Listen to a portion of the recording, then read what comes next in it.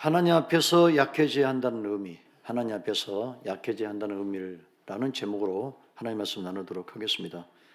제가 성경 읽다 보니까 굉장히 감동적인 구절이 제 눈에 띄어서 여러분 앞에 먼저 읽어드립니다. 시편 66편 10절에 12절. 하나님의 주께서 우리를 시험하시되 우리를 단련하시기를 은을 단련한 같이 하셨으며 우리를 끌어 고문에 걸리게 하시며 어려운 짐을 우리 허리에 메어 두셨으며 사람들이 우리 머리를 타고 가게 하셨나이다. 우리가 불과 물을 통과했더니 주께서 우리를 끌어내사 풍부한 곳에 들으셨나이다. 라는 그런 말씀 구절입니다. 여러분, 이 시편 구절에 보면 하나님께서 우리에게 그물에 걸리게 하셨다. 어려운 짐을 우리 허리에 묶어 두셨다라는 구절이 등장합니다. 우리에게 형통과 복을 주셔도 시원치 않을 판에 우리에게 짐을 묶어 두었다. 우리 허리에 묶어 두었다라는 이 표현을 우리는 좀 이해하기, 납득하기 힘든 그런 점이 있습니다. 자, 여러분, 하나님께서 우리에게 주시는 그 고난이라는 것은 신학적으로 두 가지 정도 나누는데, 하나는 인과응보적인 고난이 있습니다. 자, 인과응보적인 고난은 뭘까요?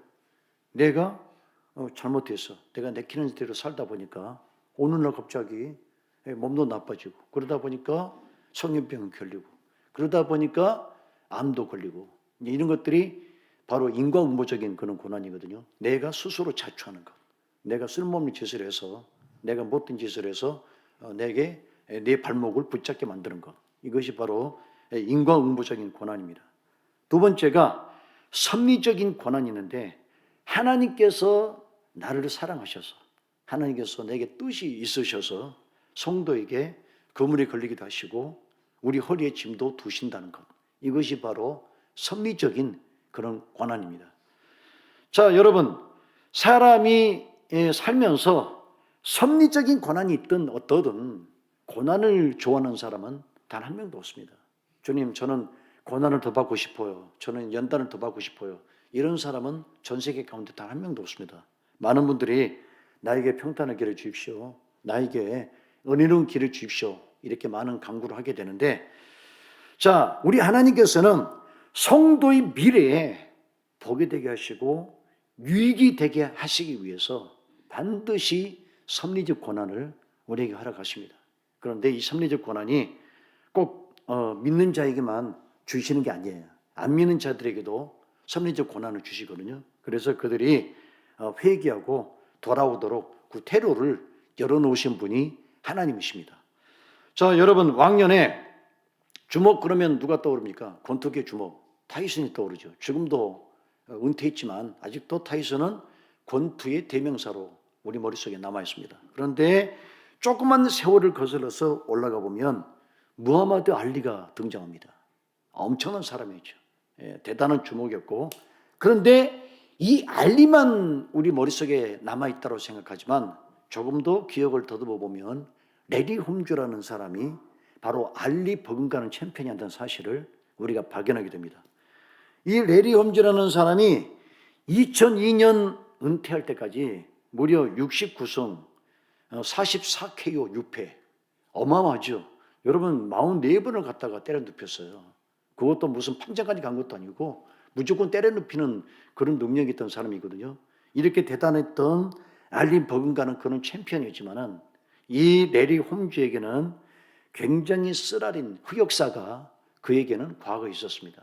그가 무명 시절에 이 사람이 어떤 일을 했냐면, 알리, 그 유명한 무하마드 알리의 스파링 상대였어요. 그리고 연습 경기하는 상대였어요. 그래가지고 알리에게 실컷 두들겨 맞고 눈통이가 퉁퉁 부어서 밤에는 얼음찜질을 해야 되는, 돈 몇만 원 받고 스파링 상대라는 그런 사람이었습니다. 그런 비참한 사람이었거든요. 그런데 이 사람이 덩치가 컸어요. 문제는 하체가 가늘어요. 여러분, 모든 운동은 축구든 농구든 뭐 테니스든 하체가 기반이 되지 않고 실력이 밖으로 분출될 수 있는 것은 아니거든요. 그런데 이 사람은 하체가 가늘다 보니까, 키가 크고 덩치는 있는데 하체가 가늘다 보니까 이 권투가 이게 주먹이 강하지 않습니다. 그래서 알리의 스파링 상대로 연습으로 그렇게 연습생 생활로 비참하게 이제 보내던 날, 이 사람이 어떤 것을 자기가 점점 깨닫게 되냐면, 알리하고 스파링 하다 보니까 알리가 무슨 면에서 허점이 있는지를 알게 된 거예요. 아, 이 사람도 완벽한 사람은 아니네. 이런 점이 있어서 주목이 약하고 이런 점이 있어서는 이 사람이 맞을 수도 있겠구나, 이런 생각이 들어서 이 사람이 그때부터 알리의 기술과 약점을 연구를 하기 시작해요. 그래서 그러던 어느 날 알리가 이 레리 홈즈에게 굉장히 상처를 주는 말을 합니다. 빈정대면서, 야 레리 홈즈, 너는 아무리 연습해도 너는 내 스파링 연습밖에 안 돼. 그러니까 뭐 챔피언 되려고 꿈도 꾸지 말고 내 옆에서 그냥 돈이나 받고 그렇게 만족하면서 살라고. 그런 빈정대는 말투로 레리 홈즈를 깎아내렸거든요. 레리 홈즈가 이제 회사 가면서 하는 얘기가, 그때 알렉에게 맞았던 주먹보다 그 말이 더 아팠다. 나를 모멸적으로 했던 그 언사가 내게는 커다란 상처가 됐다. 그래서 이 사람이 그때부터 알리를 이기려고 열심히 그의 약점을 터득하고 연습을 했는데, 마침내 무슨 일이 벌어졌을까요? 알리를 이기는 경기를 한 거예요. 알리를 때려 눕히는 일들이 벌어졌던 겁니다. 그래가지고 이 알리는 자기 연습생에게 졌으니까 체면을 완전히 구겨버리고, 그리고 완전히 전 세계 토픽이 되어버렸죠. 연습 상대에게 결국에는 알리가 졌다. 그런데 이 레리 홈즈가 이기고 나서 알리에게 코너에 찾아가서 했던 말이 뭐냐면, 자기가 옛날에 들었던 것, 너는 연습생밖에 되지 않아, 그 말을 돌려준 거예요. 알리, 당신은 이제 나의 연습생밖에 되지 않아. 그 말로 복수를 했다는 그런 유명한 일화 같습니다. 여러분, 우리가 이 일화를 통해서 느낄 수 있는 두 가지 점이 있죠. 첫 번째는 뭐냐? 알리가 세계대회 선수였지만 겸손해야죠. 자기는 항상 정상에 머물 수 있는 건 아니지 않습니까? 언젠가는 정상에서 밑으로 내려오게 될 건데, 그러니까 올라가기 전에 만났던 그 사람들에게 잘해줘야 됩니다. 왜냐하면 내가 내려올 때 그 사람들을 다시 만날 수 있기 때문에 항상 사람은 겸손해야 된다는 것. 여러분, 교만하지 않고 겸손할 수 있는 주의 종들이 되길 바랍니다. 두 번째, 이 레리 홈즈에게 배울 점이 뭐냐면, 이 사람은 강자 앞에서 같이 권투하면서 두들기 맞으면서 눈탱이야 부으면서 눈 두덩이야 부으면서 뭘 배웠냐 그러면, 좌절감과 패배감을 공부한 게 아니에요. 나는 이 사람을 이길 수 없겠구나. 이 사람은 너무 강자다. 너무 실력이 뛰어나서 나는 이 사람을 뛰어넘을 수 없겠구나. 이걸 학습한 게 아니고 이 사람의 장점과 강점을 연구를 했다는 거예요. 이 사람의 장점과 강점을 자기 걸로 흡수를 했더니 나중에 무슨 일이 벌어졌습니까? 결국에는 알리를 넘어서는 사람이 됐다는 얘기죠. 여러분, 성공하는 사람들의 특징이 뭔지 아세요? 실패하는 사람의 특징이 뭔지 아십니까? 실패하는 사람들은 자기보다 뛰어난 사람을 보면서 하염없이 시기 질투하면서 무기력을 학습해요. 나보다 공부 잘하는 친구가 있습니다. 그러면 그 공부 잘하는 친구를 보면서 대부분은 어떤 생각을 합니까? 아유, 저 친구는 태생적으로 머리가 뛰어나서 집안이 머리가 다 좋으니까 저 친구도 공부 잘하고 뛰어나는구나. 그러면서 나는 저 친구처럼 왜 태어나지 않았지? 라고 하면서 무기력을 학습해요. 그런데 성공한 사람들은 그 뛰어난 학생을 보면서 저 친구는 어떻게 공부하지? 어떻게 저렇게 실력을 갖추게 됐지? 공부하는 방법은 뭐지? 이런 것들을 암암리 알아봅니다. 그러고 나서 그것을 자신의 것으로 만들어요. 그게 성공한 사람과 실패한 사람의 특징입니다. 레리 홈즈는 알리를 보면서 무기력을 학습한 게 아니에요. 점점 내가 이 사람을 이길 수 있다. 내가 이 사람을 이길 수 있는 저 실력들을 내 것으로 소화해야 되겠다. 그런 마음들을 가졌더니 결국에는 레리 홈즈가 알리를 이기는 그런 결과를 안게 됐다는 것입니다. 여러분, 주의 종들, 성공하는 주의 종들은 어려운 일을 당할 때 무기력을 학습하지 말고 여러분 거기에서 성공의 기술을 터득하는 믿음의 종들이 되기를 바랍니다. 자, 오늘 본문을 보면 바울의 고백 중에서 굉장히 감동적인 고백이고 그 가치가 어느 것과 비교할 수 없을 만큼 높은 가치를 갖고 있는 바울의 간증이에요. 자, 바울은 1절부터 4절까지 무슨 이야기를 하고 있냐면 낙원에 갔다 온 한 사람에 대해서 얘기합니다. 천국을 갔다 왔다는 얘기죠. 천국을 갔다 왔다는 것. 어떤 사람이 천국에 갔는데 감히 이룰 수 없는 엄청난 영광과 영화를 보고 돌아오게 됐다. 그런데 이 사람이 타인이 아니고 본인 자신이었어요. 이 사람은 자기가 내가 뭐 천국에 갔다 온, 천국의 깊은 곳까지 갔다 온 그런 위대한 사람이다. 이런 자랑을 늘어놓지 않기 위해서 다른 사람이 갔다 온 것처럼 자기 자신을 낮추는 겸손한 사람이 사도 바울이었다는 것입니다. 여러분, 왜 하나님은 사도 바울을 쓰실 때 이렇게 천국에 갔다 온 경험을 하게 했을까요? 왜 천국을 갔다 오게 했을까요? 여러분, 이거 꼭 기억하셔야 됩니다. 하나님 앞에 위대하게 쓰임받는 사람의 기본적인 요소, 그 첫 번째 요소가 뭔지 아십니까? 사도 바울이 천국에 갔다 오면서 느낀 게 뭐냐? 그 사람의 신경의 변화가 뭐냐? 천국을 갔다 와보니까 이 세상이 아무것도 아니야. 이 세상에 누리는 것들이 아무것도 아니에요. 이 장차 올 영광과 지금 있는 영광을 비교해 보니까 마치 태양불 앞에서 촛불을 켜는 것처럼 이 촛불의 의미가 없다는 거죠. 그래서 이 사람은 천국에 가서 뭘 느꼈냐면 천국의 위대함을 느꼈고 세상의 무가치함을 느꼈어요. 자, 여러분, 주님 앞에서 쓰임받지 못하는 사람의 특징이 뭐냐? 천국의 가치를 모르게 되면 어떤 일이 벌어지는지 아십니까? 이 세상의 가치를 느끼는 사람은 이 땅에다가 모든 것을 올빵하고 이 땅에 있는 모든 것을 올인해요. 이 땅이 단 줄 알아요.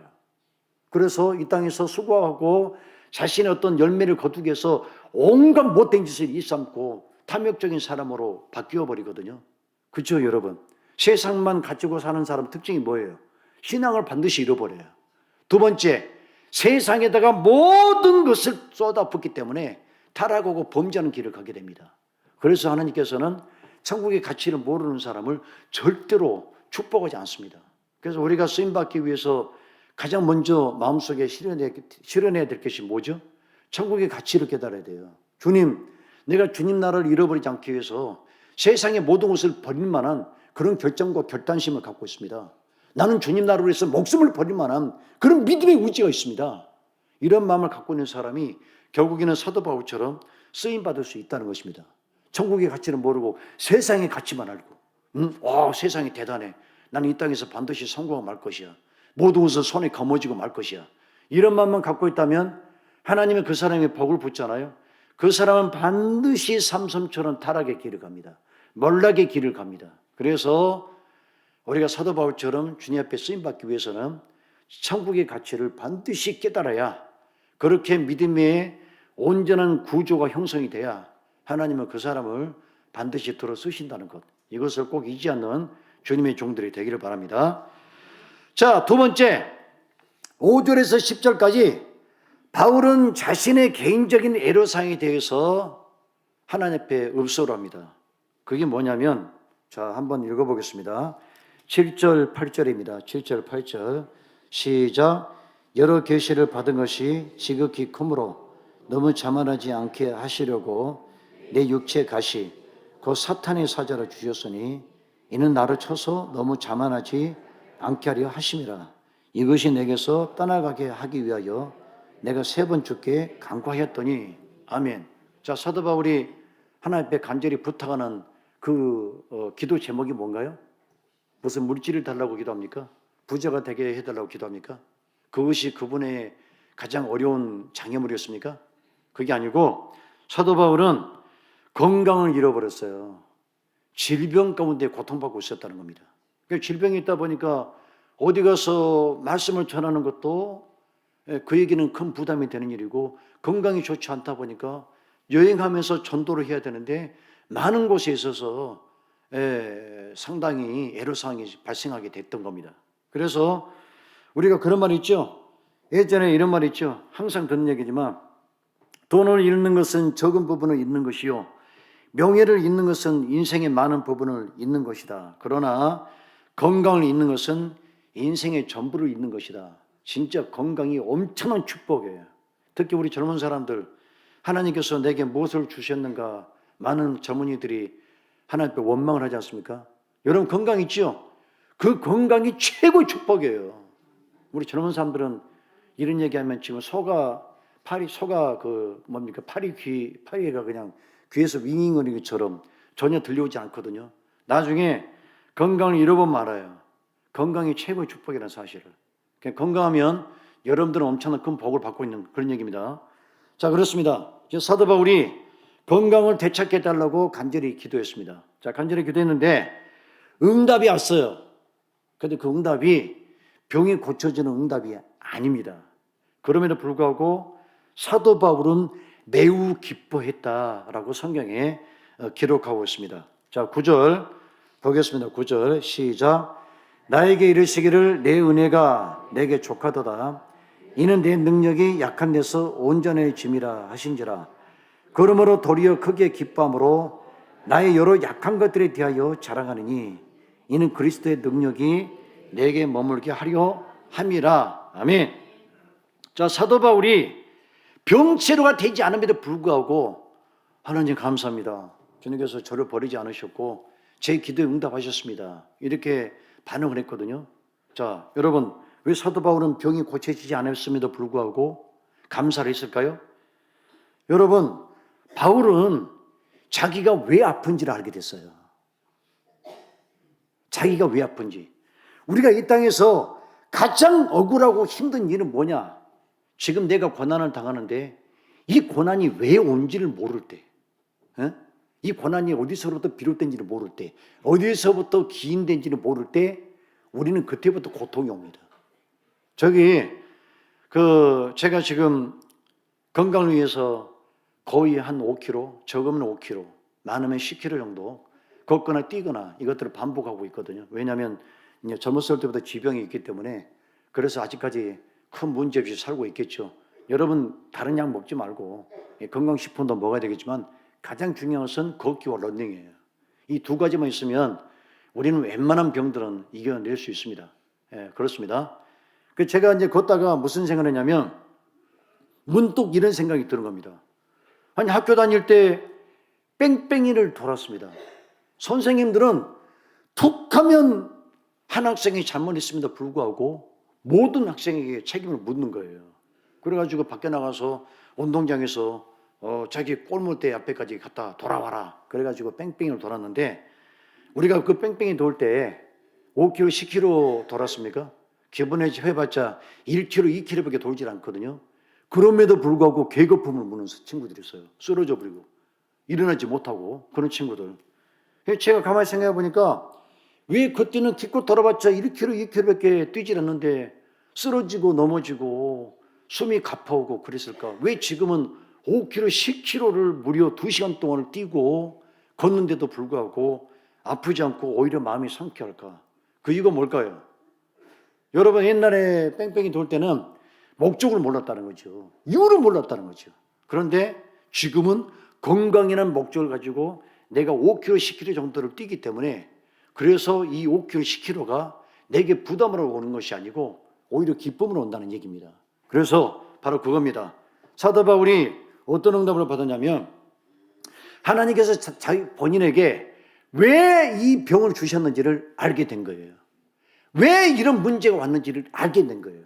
지금 여러분이 당하는 고난이 있습니까? 그 고난 가운데 이 고난이 왜 왔는지를 알게 된다면 그것도 기도응답 중에 하나예요. 꼭 무슨 문제가 풀리고 형통하고 여러분이 갖고 있는 그런 난해한 문제들이 해결돼야만 기도응답이 아니라 내가 이 고난을 왜 당하는지 그것만 알고 있다면 우리는 충분히 기도응답을 받은 것이나 진비 없습니다.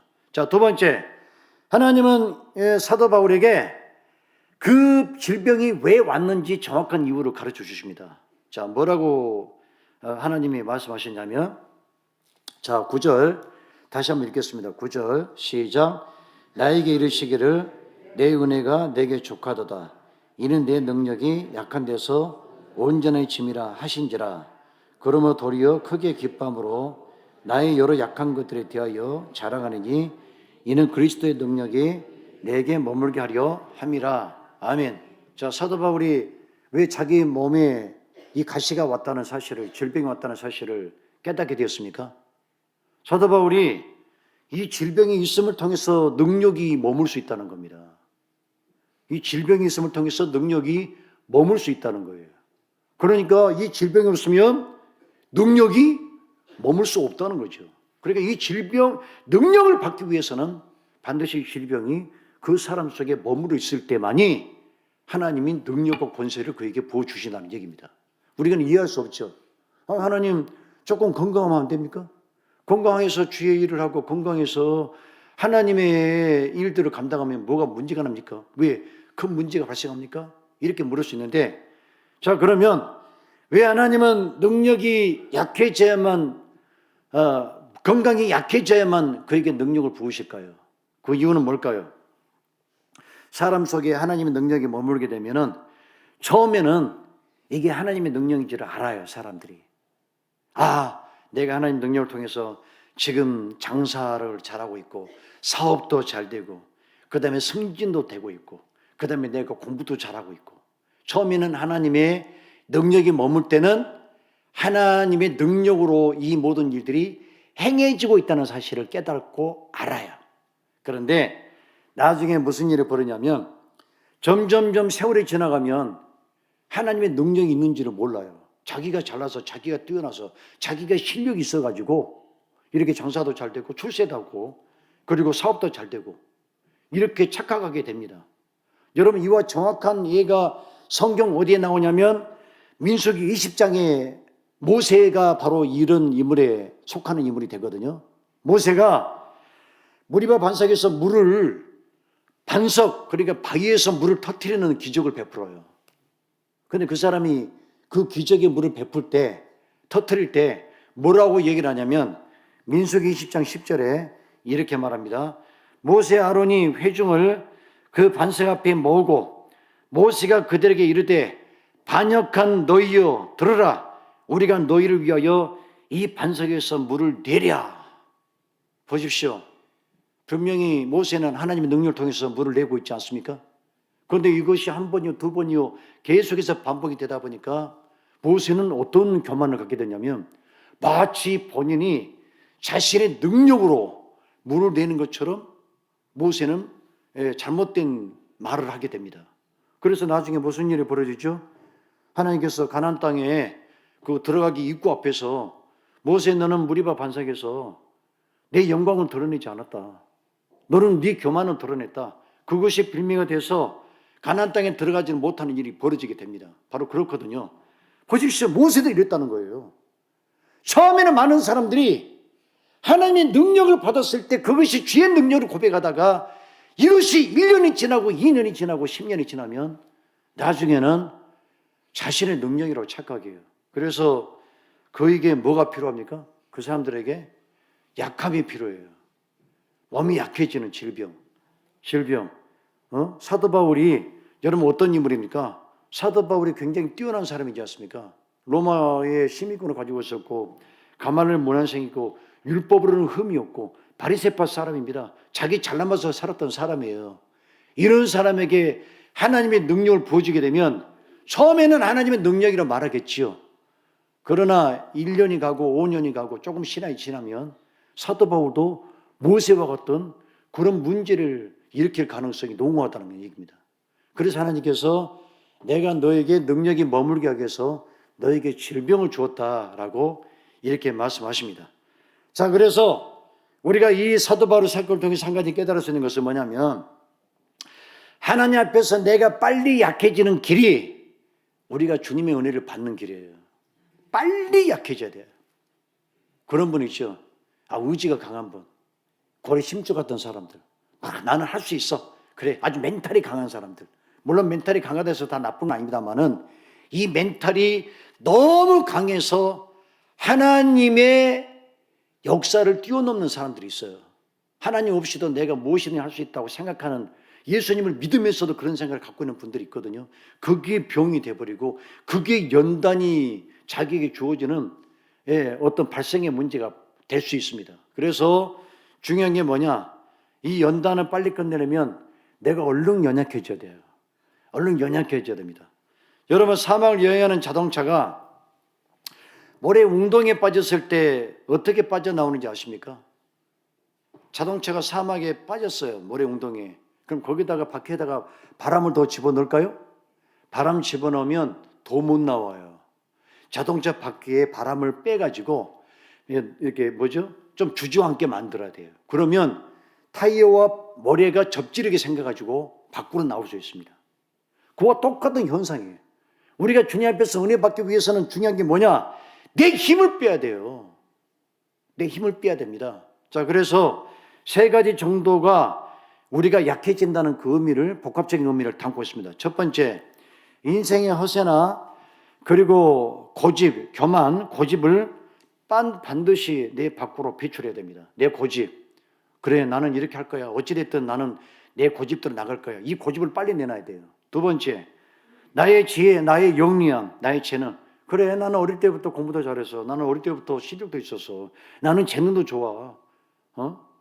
그러니까 반드시 이 재능이 빛을 발할 때가 있을 거야 라는 이런 교만을 빨리 내려놔야 돼요. 그렇지 않으면 이 사람은 계속해서 연단받는 과정이 반복이 되게 됩니다. 세 번째, 여기서 그치지 말고 반드시 세 번째 해야 될 것이 뭐냐? 기도를 반드시 해야 됩니다. 첫 번째, 두 번째를 하는 사람이 있어요. 첫 번째, 자신의 허세를 내려놓고, 두 번째, 자신의 지혜와 능력을 내려놓고, 여기까지는 좋습니다. 세 번째, 대부분 기도를 안 해요. 무릎을 꿇을 줄은 몰라요. 그러니까 하나님 앞에 약해지는 게 아니죠. 가장 세 번째, 이 마지막 퍼즐이에요. 많은 분들이 무릎 꿇지 않음을 통해서 하나님 앞에 연약해지지 않게 되고, 그러다 보니까 주님의 은혜를 입지 못하는 그런 결과가 우리에게 주어지게 됩니다. 결론을 맺겠습니다. 하나님 앞에서 인간의 의지를 높이지 않아도 됩니다. 여러분 눈물 흘릴 때였습니까? 엉엉 울어도 됩니다. 남 기도할 때 우니까 창피하고 저 사람 무슨 일이 꼬여서 이렇게 기도하는 것보다 그 부끄러움 때문에 눈물을 흘리지 않으려고 하는 분들이 있는데 울어도 좋아요. 연약한 그대를 주님께 보이십시오. 여러분 그렇게 보일 때 하나님께서는 우리에게 새로운 길을 열어주시고 또 주님께서 원하시는 아름다운 길을 우리에게 허락하게 되실 줄로 믿습니다. 예, 우리 모두 기도하도록 하겠습니다. 자비하신 아버지 감사합니다. 내가 연약할 때 일하시는 아버지, 내가 약해질 때 일하시는 아버지를 오늘 본문에서 말해주고 있습니다. 사도 바울이 굉장히 똑똑하고 유능하고 모든 사회적 조건이 완벽했던 사람이지만 사도 바울이 질병을 갖게 됐습니다. 그 질병이 있는 이유가 바로 하나님의 능력이 온전히 머물게 하기 위한 안정장치였다라고 성경은 밝히고 있습니다. 내가 내 스스로의 의지를 높이면, 나의 재능을 믿으면, 나의 능력을 믿으면 주님 앞에서 약해지지 않는 것입니다. 주여 나의 재능과 모든 것을 내려놓고 주님께 의존하고 의탁하게 도와주시옵소서. 무릎 꿇는 생활을 그치지 않도록 도와주시옵소서. 주님 앞에 간구함을 통해서 하나님의 역사를 경험하게 도와주시옵소서. 주님께서 붙들어 주심을 감사드리며 예수 이름으로 기도합니다. 아멘.